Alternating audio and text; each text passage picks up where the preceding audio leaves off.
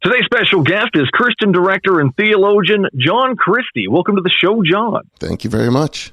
Thanks for coming on. Thanks for taking the time. I know we've been trying to do this for a while. I'm very excited to have you on. Tell us a little bit about what you do. Well, in this realm, going on now 10 years ago, I made a Christian, not a Christian film. I made a documentary film called My Week in Atheism. With my friend David Smalley and I spent what started out to be a week turned into a year of shows of his, podcast episodes, as well as debates, discussions at University of North Texas, at Skepticon, at American Atheist Convention. And it really was more of an exploratory film of me getting to understand and know atheism from atheists, rather than, through my degree and stuff, I've studied atheism.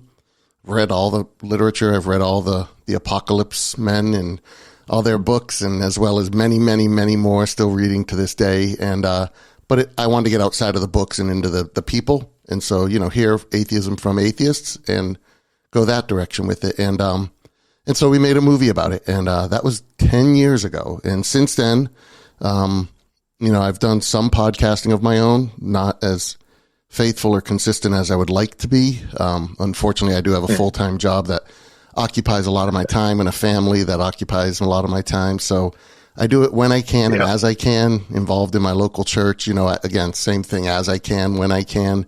But, still at it, and still out there trying to understand more about people, about God, theology itself, atheism, and, trying to teach some and, discuss some, and still doing things like this. Awesome, man. Awesome. Staying busy. That's for sure. Holy cow. Yeah. Family and full-time job. That'll do it. Yeah. Podcasting. Yeah. On top of it. Holy cow, man. Yeah. So what was like the biggest takeaway from your journey in atheism there about atheists? At the time, I think the biggest takeaway, and I think I do say this in the film, even towards the end, is, the biggest thing that came to me was how much of a movement it was. And by that, I really mean more of a political movement, maybe more, you could say a social movement, but, very much it was beyond just belief in a God. And it had to do with how that affects us in our daily life, how people vote, how laws are made, how the government is run, and things to that extent, which now has extended all the way to, you see this in a routine basis. What I often say is, back then, a lot of the buzzwords, a lot of the phrasing that I would hear, not to discredit it by calling it buzzwords, but the key terms that were used amongst atheists, I started about 5 years ago really hearing primarily on the left, on the liberal side of politics, things like following the science, things like that, autonomy of myself, and different phrases and catchphrases and stuff that, I was like, wow. I've heard this all before, but it really struck me how, looking back, a lot of what the atheist movement was telling me then has now become aligned with what a lot of the left politics are. And so you see really this, what I say, the Christian right and the atheist left, is really, I would say, probably how I classify the two. So, yeah. Huh. Well, I love that you threw the politics in there with all that. That's very interesting. I see it as yes, it does dive into the politics, but because it's more of a rational position, and people are starting to, forgive the phrase, but wake up. And I do like the trusting in the science. I agree with that mentality. Yeah. I don't agree that what you said is true, but I do agree that that's the mentality, and that's exactly what I mean. That's what I see now happening in politics. Is the woke movement was what the atheists were calling the woke movement of, there is no God. This was, 2008, 2007 timeframe, 2010, that timeframe when I was really getting into it, or started getting into it. And they were woke in the atheist view, and that, even that phrase, wake and woke, has come into, again, you hear it in the politics now. Yeah. But one of the awake or woke things I think of, like you had mentioned, is trust the science. Yeah. Now, is that a bad thing? Not at all. Not at all. If we're truly following science, what I honestly believe there's truth to there being a scientism, more of a a belief in science rather than a belief of what science has proven. Meaning often people will refer to science as it is a thing. The science is settled. Well, we all know it. Well, we don't all know. We should understand, if we've studied anything about science, that first of all, it's never settled. It's always open. And so there's reasons to believe things based on, levels of certainty. Yes. And it as gets far to the as we premise go of with why the science. Yeah. technically there's no scientific fact. Everything is technically a theory because if ever disproven, but yet there's a lot of scientism going on where we talk about science like it's an absolute truth. It's something that we can grab a hold of and learn something from, the way Christians speak about a God. Science is very much spoken in that term. Yeah. Interesting. But we should trust the science, but not completely, such as the way Christians trust God. Is that where I'm going with this? Where you're going with this? Yeah. Again, it's tough because I don't compare science to God. Meaning, again, I don't see science as a thing. I see God as a thing. I see science as a means of experimentation and understanding, the world around us. And by that, really, I see it as understanding the physical world around us, meaning not the metaphysical world around us. Science doesn't deal with that per se. In theory, I guess it can. But I don't know if we're going off on a tangent with this, but if we go this direction, I love it. That's where the show goes, man. We just go everywhere. Right, I love it. Cool. Like we could be talking about Genesis next. I don't even know. Yeah. So physical versus the metaphysical. Yeah. And we can't use science to test for the metaphysical. We can't use science to test for God. Correct? Correct. What do we use to test for God? I think the same thing we use to test for the medical. Let me not say medical physical. Let me say for the unknown, right? That which we can't physically manifest, touch, feel. We use logic and reason, and we, the basis of science. The reason why scientists receive a PhD is because it's a degree in philosophy. And one of the things science does very often, again, is theorize and then make attempts to prove that theory, but they don't disprove. Yeah. I guess to look at it that way. But they make attempts. I would say that, they make attempts to disprove the theory by attempting to, I guess you would have to say, to discover. Let me give it to you this way. The way that I always give it to me, John, is the Higgs boson, the God particle. Yeah. And I'm not a scientist, but I understand this realm of the philosophy. I am more of a philosopher. Theology, philosophy, it's part of the study. And so with that, I can speak to the philosophy of science, but I'm not really a scientist. So I'm not at all a scientist. But anyway, they theorized of the existence of this particle, and the math added up, and everything was based on it should be this way. And the reason it should be this way is because based on logic and reasoning and mathematics added into that, they had theorized that this God particle should exist under these conditions of slamming protons, neutrons, electrons, whatever they're slamming into each other. And eventually it came to be proven, that they found it. And it did exist because it made sense. That's how I see, in a sense, we discover God, through logic and reasoning, not through physical interaction. God has spoken to man, has revealed himself to man in a physical way, particularly in what we know as Jesus Christ.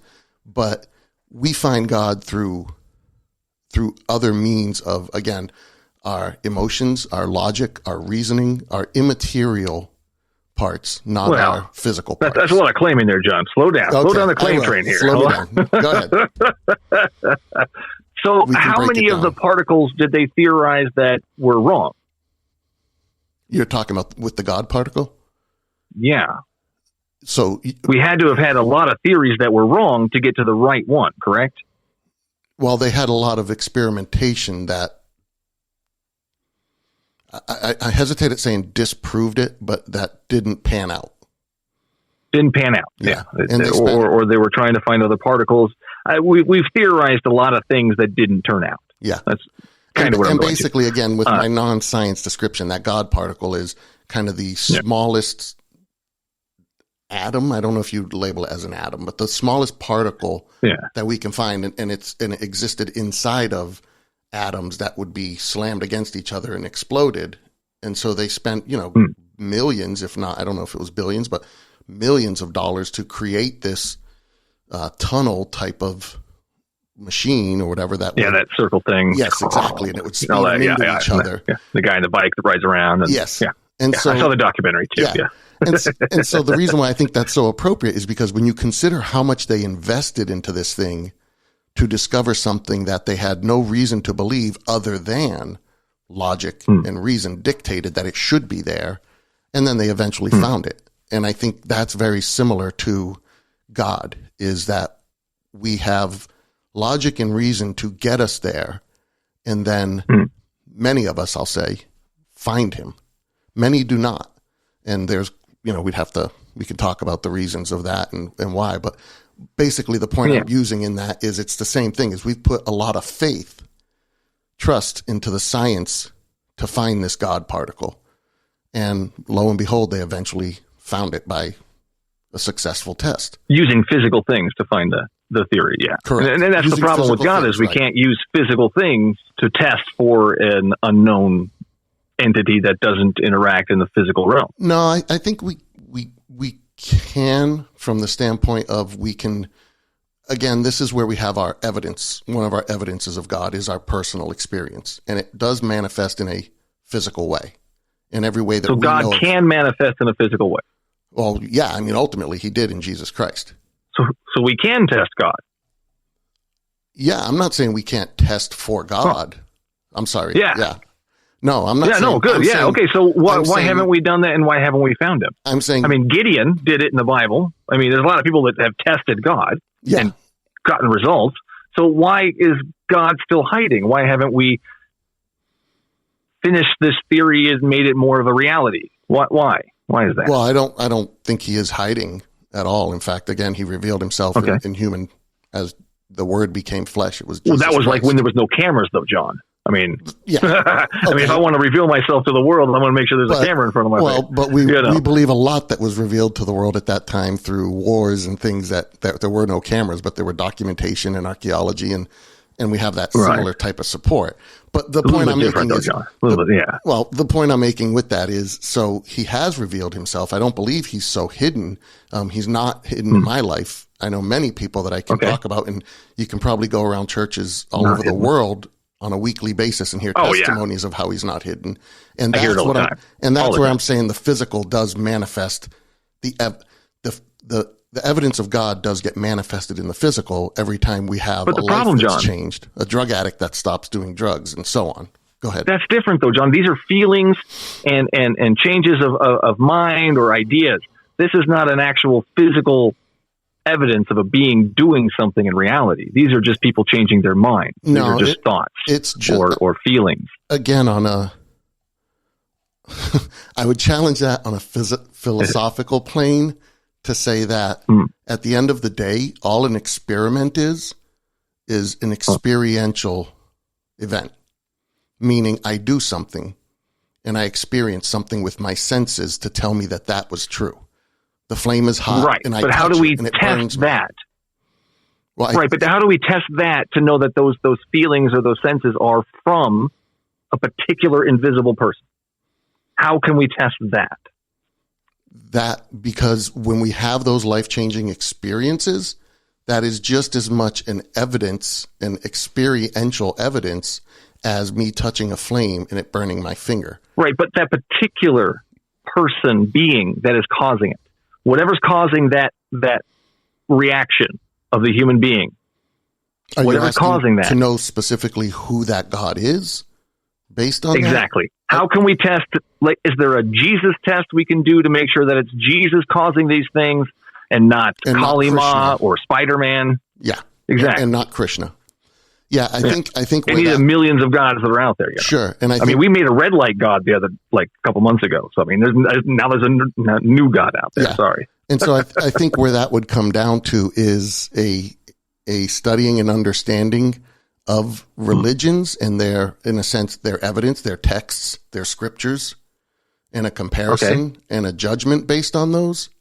And I think when you do that and you go through that practice, then you will see that when people trust in that scripture, that evidence, that test that they do, whatever, and they call out to that God, that is what I would test.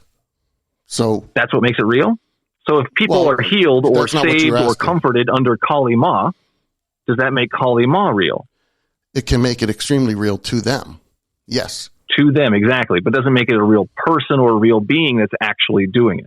Well, right. That's why I'm saying it's the personal human experience. Yeah. Yes. I'm granting that. That's why I said it's the personal experience. What I've experienced in my life is no bearing to you. It's no evidence to you. Right. But what I'm saying is, how do you know, or the Kali Ma person who says that Kali Ma healed them or made them feel more comforted, how do they or you know it's your specific invisible friend? Is there a test for that? I mean, we can read the Bible all day long, but that's not going to give us any evidence towards what's causing your happiness or whatever. It could be a happy monster for anybody. So this is why I was saying comparing the texts or the experiences or the gods in a sense. I would say that in my experiment, my experience, my salvation, I've reached out to Jesus Christ, and I've had received from Jesus Christ. And through the Bible, from something. Well, yes, but again, that's where I was getting to, through the text, through the understanding of who Jesus is, I have identified everything that I know to be that name, to be that God. Someone else can say the same thing to Kali Ma. Now what I would say is, the comparison there is, I put my faith in Jesus Christ. They can put their faith in Kali Ma. I'm not saying they're wrong. They can do that. Yeah. I will do this. And in the end, ultimately, that's when the true test comes about. Who was really right? Was the atheist right? Was there really nothing? So we have to wait to the end. Well, I mean, that's ultimately, the Blaise Pascal wager. It's ultimately the final test, I would say, is at the end that there's no way of knowing. It could be a psychic alien from Mars that is, sending you these things. It could be Satan himself just tricking you. And you wouldn't know until you died it could be from a theoretical possibility. But again, from a faith standpoint of, we trust in something because of where the logic and reason takes us, that doesn't line up with it being Satan. It lines up with it being Jesus Christ. And there's a lot of reasons for that. I don't want to make it sound that simple, but there's a lot that goes into that based on, again, the scriptures, the teachings, the understanding of the universe and what the Bible, how the Bible treats it, how the Bible says it. It's the whole everything that we've been studying for thousands of years. There's a lot there. But based on all of that, that's where my faith is in Christ. Someone else's faith can be in humanity, can be in Kali Ma. And in the end, and I'm not saying that from an arrogant standpoint of, in the end, you'll know, but you'll find out. Obviously, in the end, we will find out, whether we non-exist or Krishna was the right way or Christ was the right way or whatever. That's where the faith part comes in. Is I can't say for 100% certainty, but I can say that I've devoted my life to it, just as based on the logic and reasoning of the Higgs boson particle, God particle. They based thousands, millions, and all of what they did into that. I'm putting things based in reality, though, in physical evidence, though. That's again. But again, I have that physical evidence.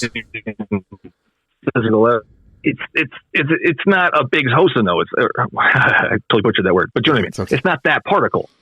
It's your life is better. I'm guessing. Well, yes, we can get into that. That's actually where we're headed now, because go ahead. I want to know why John became a Christian. What happened, John? What made you decide that Christianity was the right path? Give me three good top reasons. Yeah. You don't have to give me every single one of them. No, but I would say, so first thing that I think is important is, it is something that happened to me at a younger age. I think I was 12, exactly 12 or 13. Before that, we weren't really that religious, other than nominally. I was born Roman Catholic and Greek Orthodox, more Roman Catholic, but really neither of the two. But I had an awareness, and I'll try to make it, give you the cliff notes. I had an awareness. Yeah, the strong thing that really, pushed you over. That's like, you know what, this Christianity thing, that's for me. And I would, I would say in me, it was a combination of things in my life that even at that young age, had turned me into, or I was becoming, what I would define as not a good person. Just my anger, my jealousy, my heart, I guess, would be the easiest way to say it. Yeah. And I can get into anger and jealousy were what made you not a good person. Well, no, a lot of things. I said those too, but it was more just a lot of feelings inside of me of that. And I had this awareness of, the way I've put it is not so much that I was doing wrong, but I became aware that I was wrong, that I had these potentials. Because of the anger and the jealousy? Because of those potentials of just bad seed type of feelings. You were starting to come to realization that being a jerk maybe wasn't such a great idea. Yeah, and I don't even know that it was that I was classified as much of a jerk. I mean, I did get into trouble. I was a kid. You know what I mean? I hadn't committed any major crimes or anything to that extent yet. I hadn't done anything extremely horrible. But I think to me, what the tipping point was, my father went to prison. I was 9 years old, going on 10. And that's kind of where a lot of that started coming in, and there was fighting and suspensions in school and just thoughts. And the jealousy part was where I would see, my friends who had what appeared to be, at least to me, loving fathers, and they'd go on a fishing trip, or I'd get to go with them or something. And I was jealous. And it wasn't a jealousy of only like, I wish I had that in my life. I wish I had a dad that was like that. It was a jealousy that made me feel like, why couldn't I have this? Why did I get strapped with this guy and you got this guy? And all of these emotions, all of these feelings, there's a lot there, right? And all of that in me, kind of the best way I can explain it was, at a young age, I had that awareness of I was wrong. I was trapped in this body, this frame, this mindset, this soul of depravity. I didn't know the word depravity at the time, but I've come to learn that and understand it. But just more, again, it wasn't so much that I was doing wrong things, but that in me there was a wrongness, and I was seeking. I would ask my mom if we could go to church, and she would be like, "Oh, sure." But she didn't know where to go, what to start, what to do. And I went with some of my aunts to the Catholic church, and long story short, we eventually met a person who my mom worked with, and he kind of explained the gospel to me. It was kind of like a family thing. They came to dinner and explained to my family, and it was, in depth of the depravity of man, the sinner, the forgiveness through God, and it just how horrible we are. We deserve no, but again, it's fire not that, and brimstone and no, it's not. It's not so much that. It's not this hellfire and brimstone punishment. What a bad kid you are, John. It was nothing of that at all. He spoke more about that condition that I felt, that I resonated with, of us as humans we're separated from God, and that's what made me feel wrong. I was not in right, is the way I would say it. And separated from God made you feel wrong. Yes. Explain that a little bit there. How does that work? You knew about this God. But you didn't vaguely. Yeah.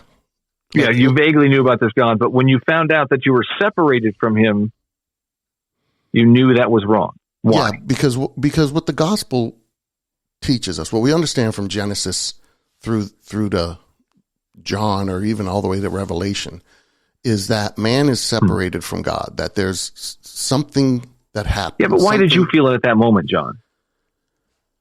I didn't know that I felt separated from God, but I knew that I felt things I wasn't right.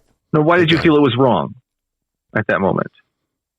At the moment he was telling me the gospel? Is that what you said he told you were separated from God and it felt wrong? Because the way he explained, and again, I got to go back several years now, so I don't remember exactly what he said, but I know it was the gospel gist, so the way you explain the gospel to someone and say that man through sin is separated from God. And as such, we make the wrong decisions. As such, we do the wrong acts. We seek for ourselves over anything else. Instead of for him. Well, over anything else. It's not just about him, but it's about each other as well. We do things for ourself. And when you look at the world in that way, as a young kid, that to me said, I resonated with that. And I said, that's what I'm feeling. I'm feeling this separation. I'm feeling this anger. I'm feeling this things aren't right. I'm feeling this, whether it was abandonment by my father, had a very loving mother who was very present as much as she could with all the work she had to do to keep us together as a family. But, I didn't lack from that love, but I definitely lacked from a father's love. I had that separation, and that separation resonated with the separation from God. And it resonated with the emotions, God you never the feelings, the anger. To that point, no, God, I never met to that point. But you felt the separation. It triggered in me. As if it was your own family. Yeah. Well, yeah. I don't know how much I can delve into exactly that, but I think so. I think it was because I know when Do you think God sent you that feeling? Or the Holy Ghost, or whoever? I mean, I think when that happens in a person's life, the way I understand God, the way I understand this whole thing, I think it's when we take a step, he takes a step towards us. We take another step, he takes another step towards us. And he's coming closer and closer to us to the point where once we get to a certain closeness, you can feel it. It's almost like, in a weird way, I'll say it this way. If you've ever seen those TikTok videos of the kids who see their father or mother from, they come back from war and they're at their school play or something like that. And then I'm sure it's great though. And then they, they don't know the parents there and all of a sudden it kind of focuses and they're like, oh my gosh, that's my father. And they go running towards them. That's the way I feel. It's like we get to a point where it's like, it starts off as a step of, I'm kind of seeking. I'm not sure what I'm going for. And as God draws closer and we get closer, all of a sudden it clicks. That's it. That's who I wanted. That's what I wanted. And that's the way I felt when he was talking. And so then, he says, do you want to pray and accept Jesus into your heart and all these types of things? And not that it's a magical formula. It's not the formula. It's not the words. It's the surrendering of yourself and saying, surrendering. Yes, absolutely. Yeah. It's the surrendering of yourself. I'm not very good at surrendering. Never give up. Well, I mean, never surrender. That's but I did that whole talk to God thing. I did that whole, hey, come to me, God, show yourself. He never showed up for me. Apparently I'm just not good enough. No, something was wrong there. But what I want to know though is sorry, go ahead. Yeah. Mm-hmm. No, I said you're definitely worth it. I won't say you're good enough because again, the good I appreciate that. Thank but you. You're worth it. And he but God didn't, he still hasn't thought I'm worth it. He still hasn't shown up. I mean, I've been doing this for quite a while and he's never shown up. Yeah, but that's okay. But you're talking to me, so he's trying. You did mention. Go ahead, John. I love it. Thank you. Though I appreciate that. I've heard that from a lot of guests, but I appreciate it. It's true. Go ahead. You had mentioned that. What made you not a good person was the anger and jealousy. I mean, specifically those two. No, I don't want to say like that was it. It was. Again, not just those things, but those were two things you specifically had mentioned. Those are on top things of, I know there was more than. I would say the biggest feelings I had at that time was there was a lot of jealousy, a lot of anger. Yeah, and so those two were big. But again, I don't want to focus on the specifics of what I did because that's what I came to realize. And I know it sounds crazy, but at a young age, I did realize it wasn't the things; it was who I was. It was me. I was wrong. It wasn't that I was doing wrong. I did that too. Yeah. No, 100%. Yeah. I was wrong in that situation. I could have reacted differently. I could have done differently. These are things I learned along the way. But what I'm very curious as to the whole anger and jealousy thing. These are two things you find bad. Anger and jealousy? They're bad attributes, right? When they're done out of the selfish reasons. I mean, I think I know where you might want to go with that about God and his anger and God and his jealousy. But is it not selfish? No, I don't think so. Is it not all about him? Is his jealousy because other people are worshiping other gods? Does he get jealous when other people worship gods that aren't him? Yeah. And he gets angry. And that's why I was saying. Very self-centered. It's selfish. Well, but John. No, see, that's the thing. It depends on the motive out of things. Why is it not selfish? Because if I'm selfish for a good reasoning, meaning there's... that's not a good reason, John. Praising oneself is not a good reason. Well, hold on. You didn't let me answer it. So, okay. So then not trying to use an example. I'll deal with something specifically in those situations. If I'm a jealous God, if I say I'm a jealous God and I don't want you serving other gods, the reason behind that is not because I need you to worship me. It's because you're going after a false god that will lead you to destruction, and you will spend an eternity. Who's going to destroy them? Themselves. They will not kill themselves. No, God will do the punishment. They will not kill themselves. God is the one who lashes out irrationally when they do worship other gods. Yeah, that's what's coming towards them is the wrath of God, the anger of God. He gets super jealous, super mad, and then he lashes out irrationally at them. He even causes their wives to be assaulted by other men. That's how irrational his judgment is. So if we want to deal with the specifics, then we can go to a Bible passage and study and talk about it in context and in the meaning of it. But to speak of it, let's go to the random one then. Well, I'm going to say, let's go to the punishment from the golden calf. Hold on, go ahead. Let me speak. So if we're going to speak about it in the general terms as we were, the point that I was making is that if you're worshiping of other gods, so go back to the Kalila thing. I said in the end, Kalima, sorry. In the end, we will know, was I right? Were they right? Was the atheist right? God knows already. What's going to happen to them at the end. So suspend the understanding for a moment that there is the one true God. So he knows already that the Kalima is fake, and that will lead that person into destruction because that person will be in rejection of the one true God, which means I don't want to be with this God, which means then I can't be in the presence of God, which does mean then I will suffer destruction on myself. I will suffer by the hands of God. Well, by the repercussions of God. In other words, God made the rule, did he not, John? Well, okay. When you jump into a burning building and the flames burn you, you don't say, I died at the hands of the flame. The flame attacked me. The flame did something to me. Died at the God who made flames hot. Well, you these are his rules, though. Well, John, these are his rules. He set in motion. Hold on. Correct? His rules are: if you do not want to be with me in my presence, you don't worship me. Then you do not have to be with me in my presence. Right, but what's the alternative? Destruction.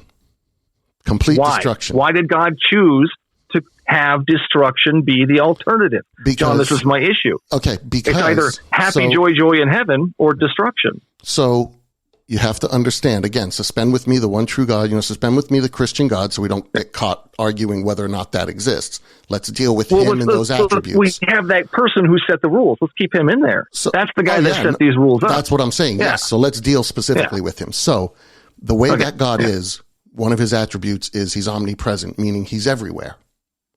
So if you do not want to be with that God, yet that God is everywhere, where could you be without him? Oh, I know. Where? I know. A place he can create that he's not. But he can't because he's everywhere. He can't create a place he's not? No, he absolutely couldn't. That would be illogical. He can't be illogical. He can't. Well, he's not inside of my heart right now, John. So there's one place, and that's fine. He is omnipresent, so he is everywhere. Whether you recognize him or not, that's another argument.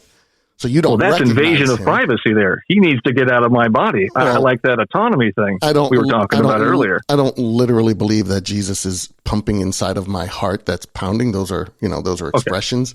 But he's inside of you. Let's not get sidetracked. He's everywhere. Let me go back to the God being everywhere. So if God if God is omnipresent, my belief, and I just was on a podcast talking about this, and I think the Bible does support this strongly, actually. My belief is that those who reject him will eventually suffer the second death, which Revelation talks about, which is an eternal destruction. You are gone.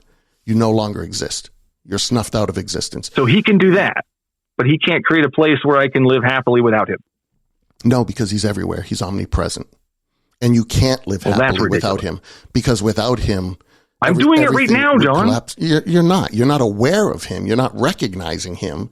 But everything that you have, the air you breathe, the universe you exist in, everything is predicated on this God's being. He's the necessity of everything to exist. That's throwing a lot out there. It is, but that's a lot. But the point being, I kind of rely on the trees for my breathing, though, John. Not your personable guy over there. Well, that would, if I did, hold on, Jesus, stop the trees. I'm just going to rely on you. That's not a good idea. No, but I think you're smart enough to understand, though, what I mean by the breath. And again, he's the sustenance of the universe. He's that makes no sense, though. It absolutely. Okay, so the only thing I can think of is there's a character in Marvel. I think his name is Eternity. He's like essentially the universe, and like the outline of him. But yeah, go ahead. Person, and like the inside of it, the universe or something. Is that kind of what it is? There's this. He's everywhere because he is everywhere. You're trying to apply a physical to, again, a metaphysical. That's how this works, John. God is not. I can only work in reality. No, because the way that you're trying to process the information is not a physical thing. Yeah. It's a metaphysical thing. Logic and reasoning is not part of the physical. It's beyond the physical. It exists outside of the physical. Anyway, so I don't know about that character specifically, because again, if that's a physical person, what I'm saying is God is spirit, so God is ever present. That's one of the characteristics we claim. He's omnipresent. So but it doesn't make sense though to me. How does that work though? How is it hurts my brain. Okay, use God is everywhere as an example. Energy is everywhere, correct? God is just energy. No, not just. Well, energy is a thing we can test. Again, that's physical. Yeah, but what we don't understand is, number one, what energy is. And we don't have a physical representation of energy. We have manifestations of energy. We have way more representation of energy than we do of God. I think I don't know. I mean, to be honest, I never looked into that. I was going to say it's debatable, so I guess it's debatable. But again, it's debatable, but we're sitting here using electricity, and I can actually feel the effects of energy. Yeah, but if you, in my life, it's as present as the electricity. So I would say for me, you may not recognize it. And that's the big deal, is you're not. God doesn't power your house. No, but God has provided, again, him being the necessary entity. Something has provided. Being. And you've given it. He has put all things in motion. He's provided everything. He's the immovable mover. Go back to Aristotle with that. He is the logos. Go back to the ancient Greeks with that. He's the it in everything. And this has been noticed from mankind since we've had recorded history, that there's something. Jesus is the it in everything? No, John told them that, but the Greeks said there is an it in everything. They called it the logos.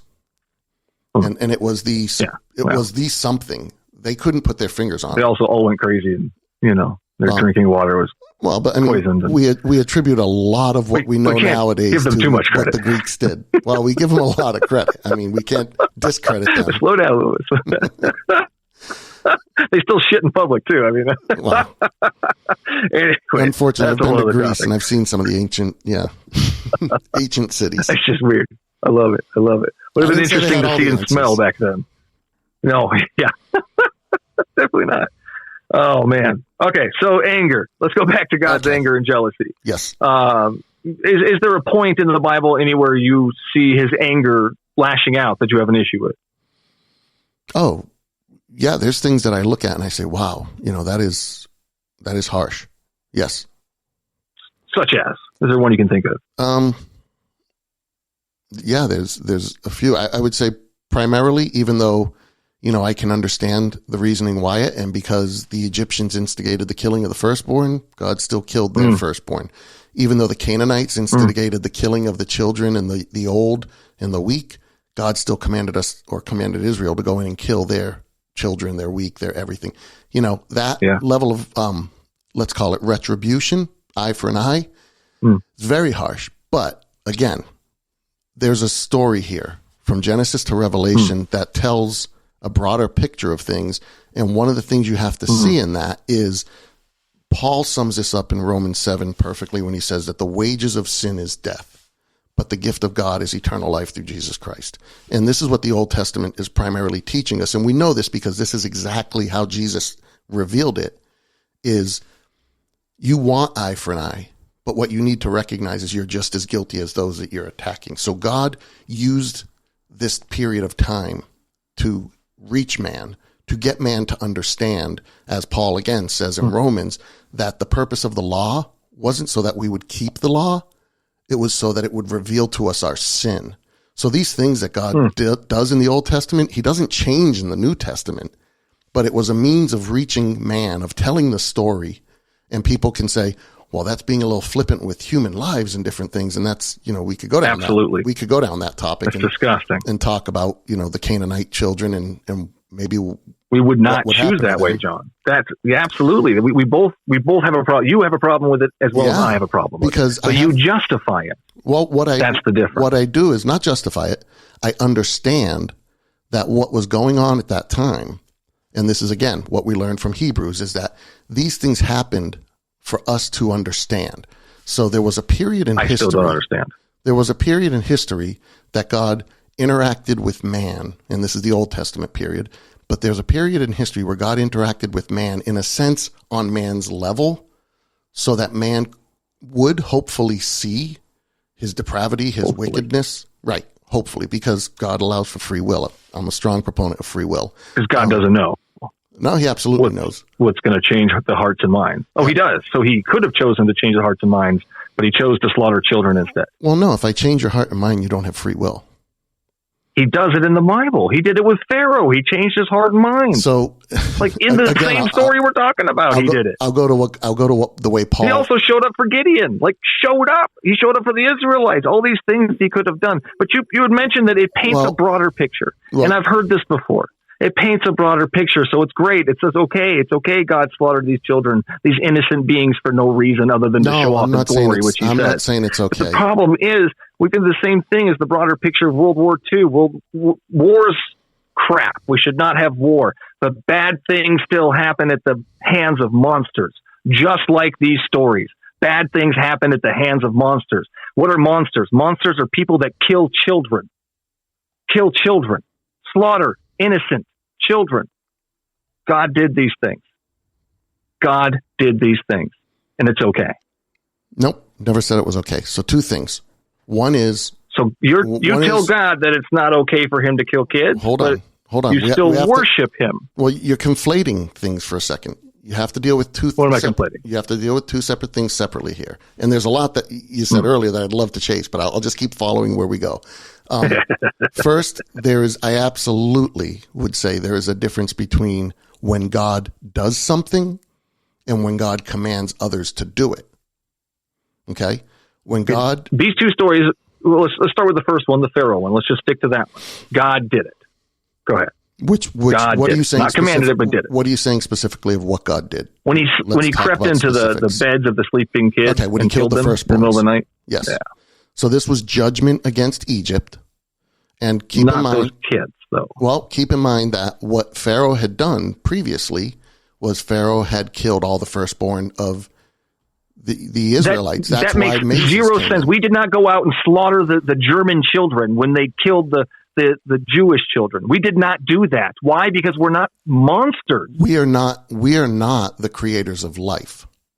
I don't care. We are creators of life. I got two of them downstairs. You did not 100% create that. We are creators of life. Came from your body, but you absolutely did not create that. You couldn't add a day to their life. There was no magical being involved. It's called the process of giving birth and stuff. Come on, man. That's where the magical being operates. There's no miracle in there. In his world, so it's all a product of his. Anyway, let's go back. Satan's let's go back. Actually, but that's okay. Let's go back to it because this is the area where apologize if I'm about to piss you off because I've done it several times to atheists that get. You're not going to do it. It's really, really difficult to do. So go ahead. Good. So let's chase this because again, dealing with it on a philosophical level, if you think of the situation that the Christian God represents, which is that in the moment you pass, the moment you die, you are either present with the Lord or I'm not sure where you are at that point, but I don't know. Let's just say you're in a darkness of sleep or something, right? Now, What we understand about children from the Bible is that they are not guilty immediately on birth. And I disagree with any preacher that will say that. Several parts, but specifically, we've got the Bible that says as soon as you're born, you're born sinful. No, it doesn't. Is that not right? It says I was born into. There's a difference. Into sin, yeah. Because this world is sinful, so you're born into a sinful world. You're born sinful. But God specifically, that's what that means. But God specifically tells the Israelite in the beginning of Deuteronomy, when he tells them that you will not be entering the promised land because of your disbelief, because of, again, the golden calf and all that. However, your children who do not know between the right and wrong, the good and the evil, they will enter the promised land. We have this thing in the Bible that's present of an age of accountability. So you can say, this is how I justify it. What verse says age of accountability? It doesn't say age. No, not age of accountability, but I'm saying we call it that. There's no specific age. Yeah, we call it that. Yeah. I don't know. But there's nowhere in the Bible that says that. Well, no, but there is passages in the Bible that let us know that children are at an innocence at a younger age. So, in other words, they haven't. I strongly disagree with you on that one. Go ahead. Okay. Well, I strongly disagree, but go ahead. If you think of it this way, Adam and Eve were created. They were not in sin until they made a free will choice to be in sin. They made a choice to rebel against God. They made a choice to disobey. They weren't born. All have sinned and fallen short of the glory of God. And then you said you're born into sin. You're going to split. You were born into it. Into, yes. I'm born into a sin. Adam and Eve weren't born. Sin. They were made. Right. And yet they weren't born into sin like the rest of the world because Adam. It's okay. That's it. Well, continue on. We can argue about that one next time. So, and yet they still chose a free will choice to rebel against God. And that was what we call sin entering the world. Now we're all born into that. So when David says that, number one, he's in a psalm. So, you got to give him some poetic license when he says it. But anyway, when that is said, anything that we're told about that is not that we're born as a sinner, specifically sinning on the day we're born. We are born into this, again, what I recognized at a young age, this sin, this sinful world, this being of propensity to rebel, propensity to do horrific things. Not even necessarily that I've done them, not even necessarily, but just in this separation from God. We're born into that. So the kids were not sinful, is what you're saying. They went to heaven. Correct. So these kids who worshipped other gods went to heaven to meet the Jewish God? Well, the difficulty there with the Egyptians is we don't know how old a firstborn was, right? It killed all the firstborns. So I would have to say it would have to be on a case by case. From age 0 to 100. Okay. Because it's an entire city full of people. So you're going to go from 0 to 100. There's 1,001% chance there's going to be children there. Yes. God 100% killed children in that situation, if that is true. Yes. So let's focus on that part. Okay. So those kids that would be younger, the youngest ones is what I'm saying. That's where I'm saying there is this. So they went to heaven. This level of, yes, I would say that in God's judgment, God is fair, and that he would have been fair to that. Absolutely. I don't think it's fair to kill children that didn't do anything wrong. Well, I mean, by all measures, we shouldn't think it's fair to kill anyone, right? I mean, you just said it was fair, though. No, I'm saying by all measures, we shouldn't think it was fair to kill anybody. From what we think, so God did that. He killed them, and then they went to heaven. So why? So do you have a problem with abortion? Yeah. Oh, absolutely. Okay, so why? They're going to heaven. Again, because what you're doing is you're putting God, or you're either putting God on our level or us on his level. And what I'm saying is, how do you know this is not part of God's plan? It's different to kill innocent children. Yeah, God does it all the time. How do you know this is not part of his plan? Because he literally commands that in the Levitical laws that we are not supposed to be doing that. And he makes that point with Abraham and Isaac. Not supposed to kill children. Well, he commands people to kill children all the time. And then he does it himself. So, I mean, how do we know that this isn't a command or part of God's plan? How do you know? Let's not deal with us and what we're doing. Let's deal with God and what he does. Because, it's two different things. God is in this world right now doing things, correct? Correct. You are not the creator of life. So how do you know it's not him? What is not him? I'm not following you. How do I know causing abortions to happen? Causing abortions to happen. Because God has caused abortions to happen in the Bible. God has drowned children, starved children. He sent people to slaughter children.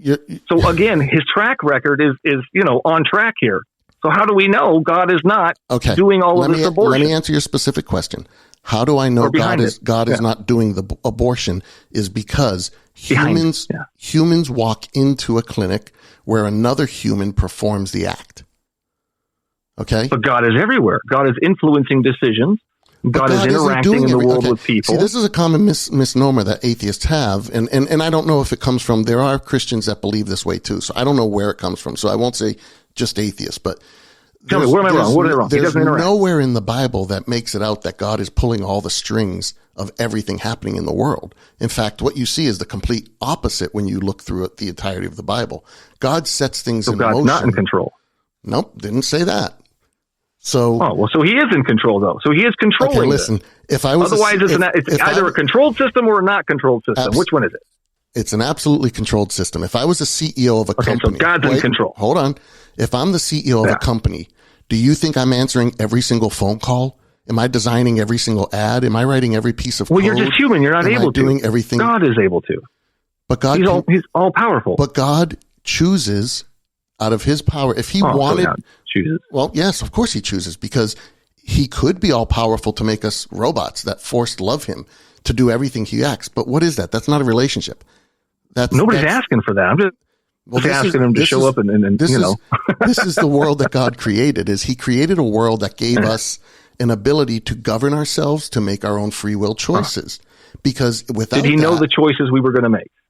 Foreknew, yes.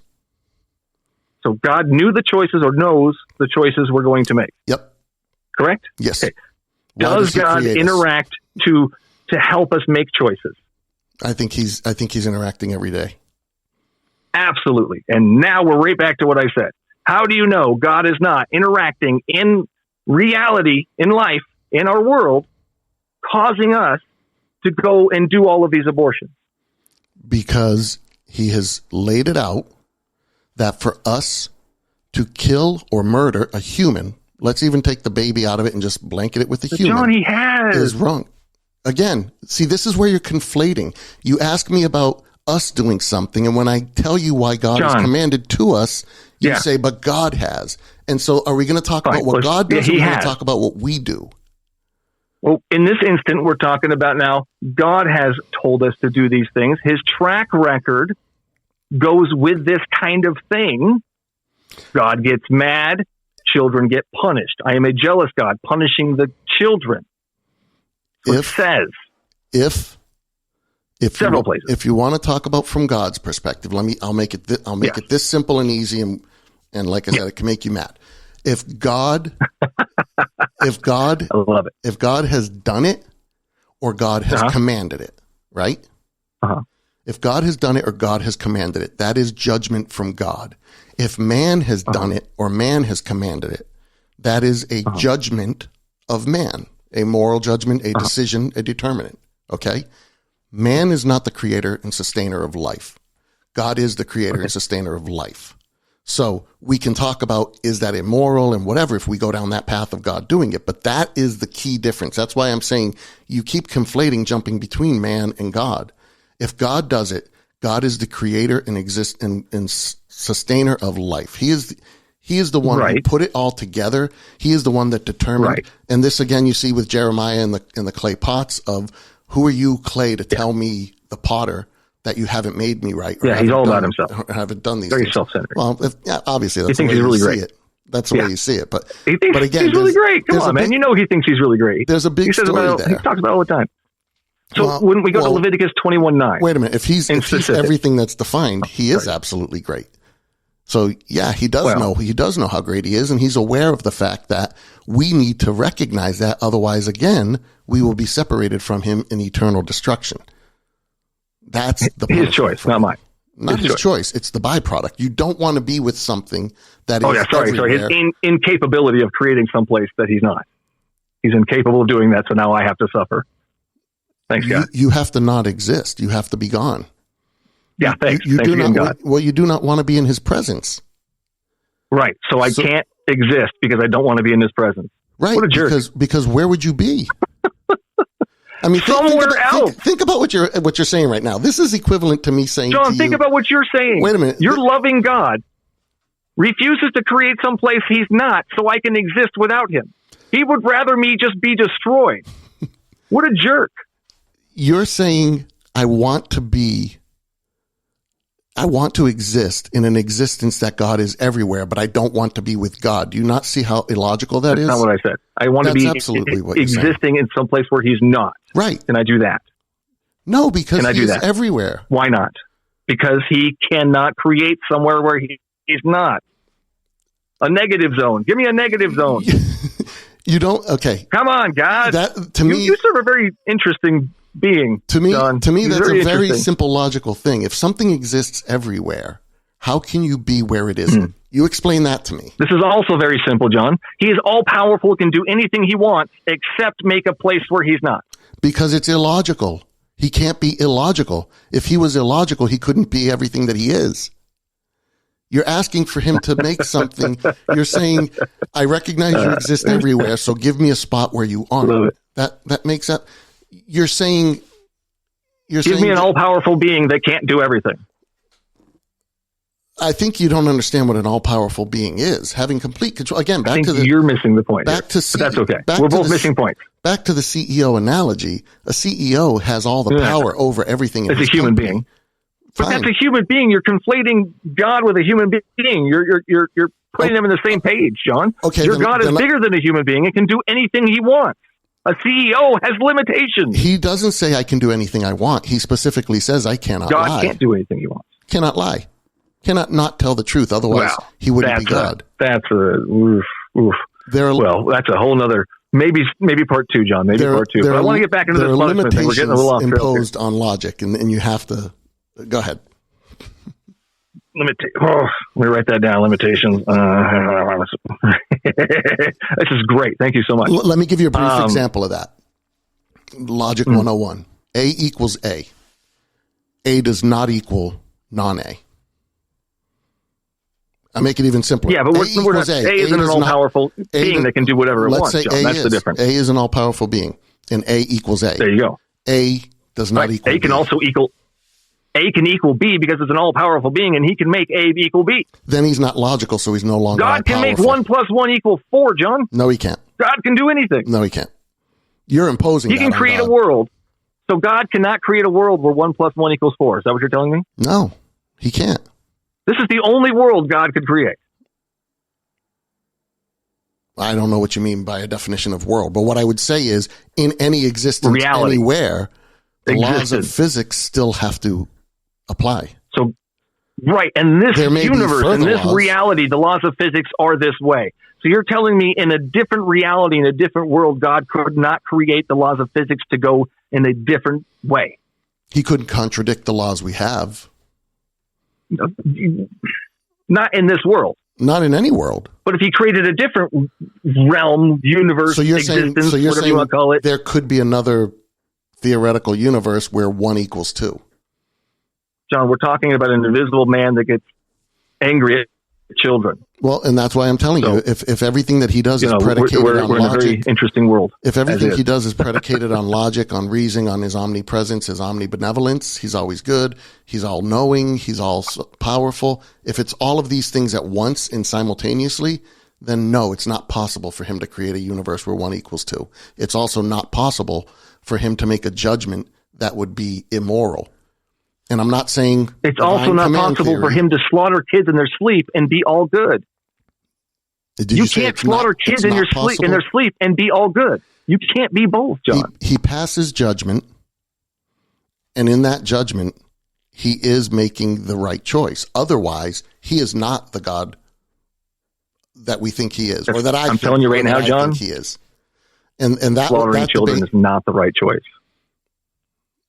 The judgment of God is what we're dealing with.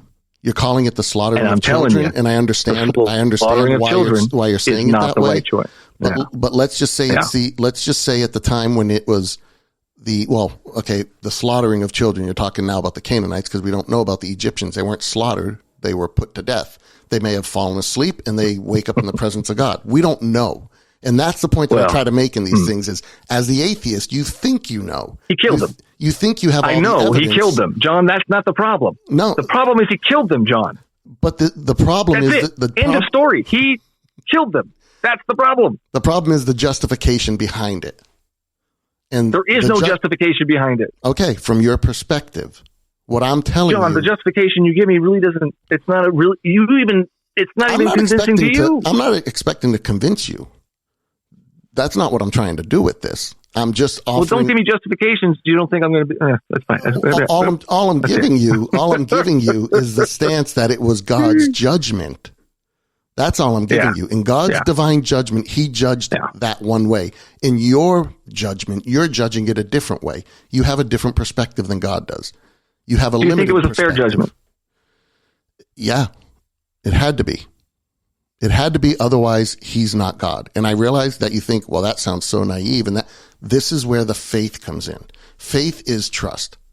I don't have all the answers. I can't tell you all the things as to why, but I can tell you if I back out of that micro view that you have right now of the specific killing of children, and I look at, again, the entirety of the story and what happens there and what is being said and how the lessons have been learned and what it's teaching us, I see a benevolent, good God that has nothing but the interest of mankind and their best interest at heart, and not his own selfish worship, but our existence in his mind.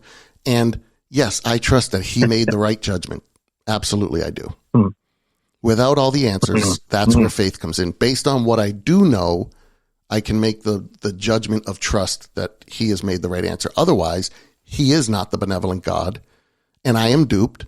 And in the end, it won't really matter anyway, because you and I will be both non-existents in carbon. True. Man, this has been fun. We're pretty much out of time, but there's so many other topics and things I want to touch on. So many things we both talked about. Keep going if you want. I don't mind it. I love it. Well, we're going to have to do a part 2, but I do want to end it on this last thing. We did talk about God's punishments and the ones that he asked people to do. A little bit. We talked about that. And I wanted to touch on the golden calf. Okay. Punishment. In Exodus 32, 27 through 35. This is the one where God said he gets mad at them and tells them to strap a sword to your side, go back and forth through the camp from one another, killing your brother and friend and neighbor. Mm-hmm. So the Levites did as Moses and God had commanded, and that day 3,000 of the people died. Why? Why did God have to slaughter these people? They went to hell or destroyed or whatever it is. They didn't get to go to heaven. They were worshiping a golden calf, but God ordered their death. Because in a horrible, grotesque way. Yeah. But why? Why do you think? And there's a couple of those, again, in Ezekiel, I think it is, with the... throughout the whole Bible, man. Yeah. We can go all night. Those with the marks on their forehead and spare them, and those who don't have the marks, you're going to kill them. Anyway, yeah, this again, I already explained as the wages of sin is death. That's one of the main themes of the Bible. Is the wages of sin. So God could have snapped his fingers and they could have died and went to destruction because they were worshiping the wrong God. But instead, God wants them to get line, strap swords to them, run back and forth and kill each other that way. Yeah. Why do you think God would want them to do that? I think the reasoning behind God having them do that is so that they recognize the horrificness of it. Because if it all happened in their sleep amongst the men, wasn't horrific until that happened, John. It was fine. They were just worshiping a golden calf. But being completely until honest, God came in and said, "Do this." But if the story said they all died in their sleep that night, you wouldn't feel better about it. You would still be judging it based on that. That's horrific. I would feel better about it. Yeah, do it. It would be a better. Maybe you might feel slightly better, but again, I don't know. I don't know why specifically, but what I believe, what I think, because there is no explanation to this. There is no teaching in the Bible to this. There is no. So we can only hypothesize, and since you've asked me, I will. My feeling is that it has more to do with getting them to see the horrificness of sin, because that's the only way he could do it, huh? Well, again, the wages of sin is death. And this is repeated throughout the law. Everything in the law, you know this. You could probably quote a bunch of the verses of where you got to stone them. Stone them here, stone them there, stone them there, stone them there. Stone them all the time, kill them. But yet, is that the heart of God? And my answer would be no. But Jesus gives us a hint to this when the Pharisees ask him, Moses permitted us to divorce, to give a certificate of divorce to our wives. Is divorce right or wrong? And Jesus said, Moses permitted it because of the hardness of your heart. So all this, again, starts with the hardness of man's heart and God trying to show man how the heart, as the Bible says, is wicked above all things. And that's what the Old Testament is laying out. It's horrific from that standpoint. Then Jesus comes on the scene. This is trying, though. I wouldn't try like this. If I'm trying to explain something to somebody and the horrificness of it, I wouldn't say, go strap swords to your sides and kill each other. When you now you understand how horrific the sin is that you created. When you create a universe, you can make those decisions. It's not very logical. That's yours. I would be a little more logical and friendly, for sure. Well, you wouldn't. John, this has been it. Go ahead. Go ahead. I was just going to make a comment. You wouldn't have? I was going to say you wouldn't have logic in your universe because you can't have it without God. So. I love it. I love it. Thanks, John. This has been a blast. I love it. In the spirit of things, man. In the spirit of things. No, good conversation. I can't wait to do this again. Definitely have to have you back, man. All right. Ton more things I want to talk about. This is it. Plug your stuff. Where can we find you? Any last? Simply enough, go to johnchristy.com. Christy with a Y. Christ Y. Think of it that way. And you can email me. You can listen to podcast episodes. I'll be putting a few on there. I'll link to this one or post to this one as well. And basically johnchristy.com. That's good enough. Everything to know about me is there. Awesome. Thanks, John. Appreciate the time. Thank you. Stay safe out there. All right. Take care.